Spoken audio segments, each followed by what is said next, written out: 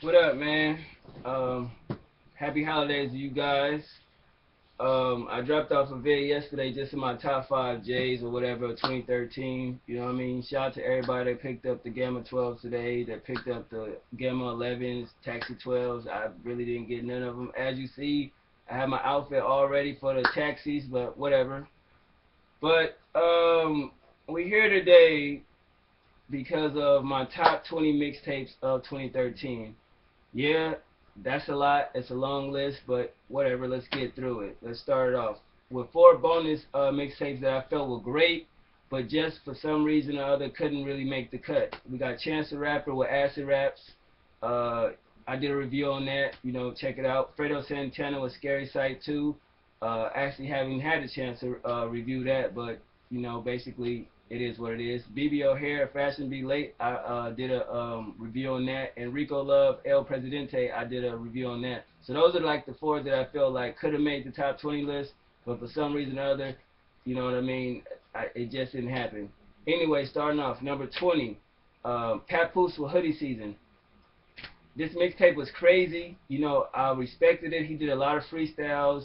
You know, it was during a controversy with Kendrick Lamar, Big Sean. You know, a lot of disses thrown. But at the end of the day, you know, it was a great mixtape, but full of freestyles. And I just feel like it would could have been better if it was original material. But yet and still, Pap is one of the best with the lyrics from NYC, one of the best from New York, you know, when it comes to the lyrics in the bar. So definitely that's my number 20. Number 19 is Rich Homie Quan.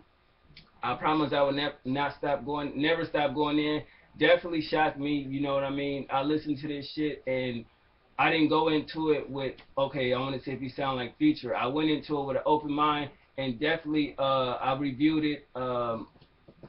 Y'all didn't get to see it, but definitely I did review it, you know what I mean, on another channel or whatever. But other than that, he definitely surprised me. It was a great project. I definitely want to see what his debut album would sound like. Gino Marley, number 18, Raised in the Streets. Always heard verses from Gino Marley or whatever. First time hearing his mixtape. Um, at the end of the day, you know what I mean, Raised in the Streets was a good project, you know what I'm saying, and I was actually surprised at how good it was. You feel what I'm saying? So, um, him and not Gino, what I get the Capo, I get Capo and Gino confused. But anyway, Gino Marley Raised in the Streets, dope mixtape, number 18, and I actually loved the artwork for it. You know what I mean? I thought that shit was dope. You know, it's like a gun over a rose with a red background. Incredible. Number 17, Sue Surf with Sue Me. A New Move was definitely a good mixtape. You know what I'm saying? Reminded me of what Joe Budden did with the Move Musics. Sue Surf, for those who don't know, is a battle rapper who just faced Charlie Clips, where people are saying Charlie Clips won 3-1. Some people are saying Sue Surf 2-1. I definitely think it was a good battle. You know what I'm saying? They both equally talented, but I'm not going to sit here and pick a winner. But yeah, Sumi was definitely a great record. Number 4 off that track, off the track list, definitely is one of the most realest songs I ever heard. It got some great production on there. You know what I mean? Good features, and I just think Sue Surf, out of all the battle rappers, it's only a few that actually can make music and make good songs and make a good body of work. So definitely that's my number 17. Number 16, Meek Mill, Dream Chasers 3. The first two, in my opinion, was a classic. You can hear the hunger in his voice. A great series, you know, drama or whatever. But I just feel with this one, some of the features outdid him. Nicki Minaj verses on that project was fucking incredible. The production on that was neat. It just had a lot of that bouncy type flow. It's not really the Meek Mill flow that we all used to. And at the end of the day, I feel like he did his thing, but production is the main reason why that was a good mixtape. You know what I mean? The beats, the hooks, you know what I mean? What he was saying was alright, but sometimes I want to hear more from Meek Mill other than jewelry, money, cars, and shit like that. I want to hear like the struggle. Like, you know, he had records like that, like the storytelling records he did on part 1 and part 2. So I definitely just hope Meek Mill in 2014 learn to talk about the struggle and what he went through to get to where he, you know what I'm saying, got to. It's always like you start from the bottom to get to the top, not just okay, I'm here, I'm rapping about all the gloriness of it. You know what I'm saying? It had to be a struggle, and I wish he had rapped about the struggle more than, you know, the glitz and the glamour of it. Number 15, Neef Buck, Forever Do Me 6-track Bad King. Definitely was looking forward to this. It kind of shocked me that he was dropping another project, because after Forever Do Me 5, I thought he couldn't top that, but obviously he did. You know, I wouldn't say he topped it, but he damn near competed with it, and it was cool for what it was. It wasn't a bad project. I reviewed that. The skit at the end is hilarious. You know, his boy that always does basically just venting, you know, letting, you know, talking or whatever at the end is always hilarious. This year it was just hilarious as fuck. And Neef Buck always do his thing, you know what I mean? He always was a great lyricist, a great rapper to me. You know, he from Philly, you know what I mean? He the one taught young Chris how to rap, you know what I'm saying? I'm not saying that that's actual facts. Go back and look at interviews and everything like that. But anyway, Neef Buck delivered a good project, and I hope to see a debut album from him next year. Number 14, Casey Veggies and Rocky Fresh with Fresh Veggies. Now, I know a lot of people felt like this album or mixtape was horrible, but like I said, Casey Veggies to me didn't need Rocky Fresh on this shit. He did his thing. He out-rapped, you know, Rocky Fresh on here. The production on here was neat. It probably had 1 or 2 tracks, you know what I'm saying, that I wasn't feeling for the production. Go back and look at the review for that. But at the end of the day, I feel like this project could have been, you know, in the top 5 if it wasn't for the simple fact that Casey Veggies just out-rapped Rocky Fresh. You know, some of the songs that was equal on, but most of the songs, you know, Casey just killed this nigga. Moving on, number 13, Rocky Fresh with the birthday tape. This dropped earlier this year with a project that he dropped on his birthday. It came out of nowhere. I definitely liked the track. Damn, I can't think of it. In My System or some shit like that. It's the last song on the project. He got some cool, notable tracks on there. Kush Do. I don't know if this Kush Do. I like that song. And it's another track on there that I fuck with. Definitely was a good project, you know, but I just felt it was too short. You know what I mean? I definitely think he could have put out at least a good 12 songs or made this a volume 1 and did a volume 2. But at the end of the day, it's a birthday tape. His birthday only comes once a year, so I understand it. Moving on, number 12, Fat Joe with the Dark Side 3. Definitely one of the best street mixtapes to come out of NY. I feel Fat Joe is an underrated artist. I don't know why people not looking at him as a legend. From Dark Side 1 to Dark Side 2, Dark Side 3, I definitely have to say that Part 3 is better than all of them. The first one was an actual album, and then the second two, if I'm correct, were mixtapes. You know what I mean? But Fat Joe definitely delivered on this. A lot of people really didn't talk about it. It really went unnoticed, but I definitely look forward to hearing more from Fat Joe, you know what I'm saying, and hearing what he's going to deliver in 2014.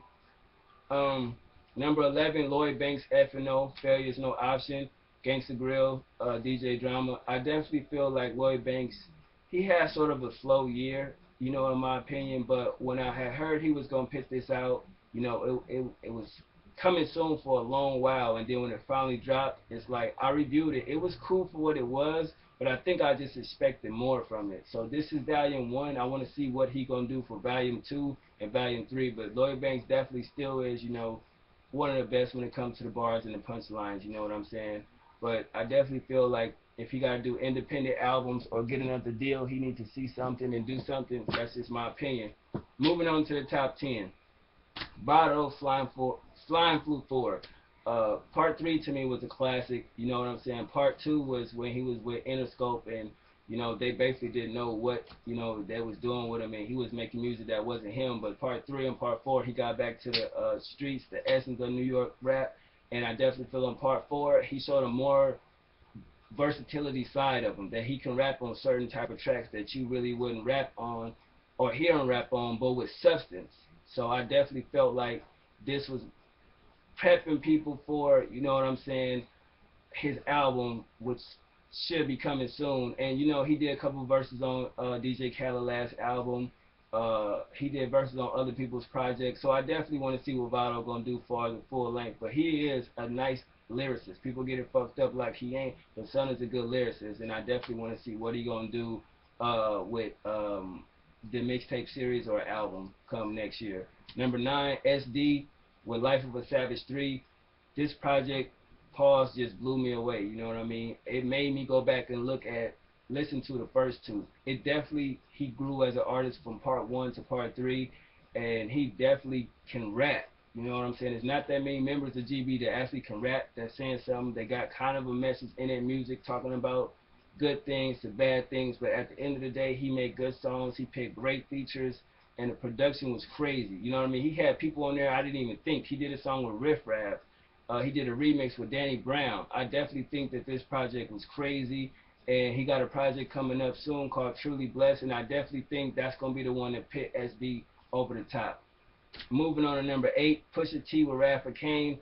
I definitely feel like the lyrics on this shit was a fucking problem. He definitely had bars on here. Some of the production was okay, but I mean, goddamn, just the features alone, the way he put songs together was crazy. I feel like this should have been his album. You know, this was a perfect setup for his album, but at the end of the day, it took his album way too long to come out, and I think over time it kind of faded away. Like, people really didn't talk about the mixtape as much, and people wasn't really anticipating the album, but that was the perfect setup. It's like, you know, the alley-oop, but at the end of the day, they missed the shot. But yeah, Pusha T Rapper King mixtape was definitely dope. Moving on to number 7, Casey Veggies with Life Changes. Life changed for me after I heard this project, because just the inspiration, you know, the production, the lyrics, the storytelling, the way he put rhymes, words together, and the way he rhyme, his flow is just so unique. You know what I mean? Casey Veggies is definitely one of them artists from LA that definitely can show and prove and out rap a lot of people. And he's a young cat. He's not even that old. You feel me? And at the end of the day, Life Changes was definitely a great project. I was wanting another project recently after I heard this, because I couldn't believe it. Like, Young Winners is one of my favorite tracks. She's in My Car, Life Changes, um, I Love Me Some You. It just joints on there that was just fire, and I definitely think Casey Veg is going to have a great year next year. Number 6, Chinks Drugs with Cocaine Riot 3. Definitely the best out of the series.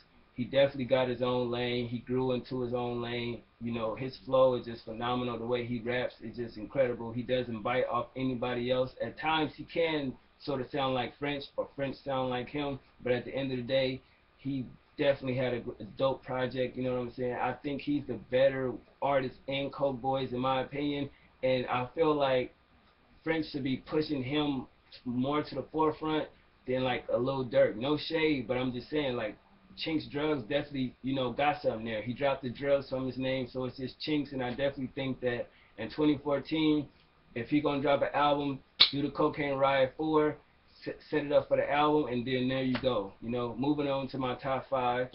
Number 5, Nipsey Hussle, Crenshaw. Of course, this should have been a number 1 on a lot of people's list, just based off the first person to ever sell a CD for $100.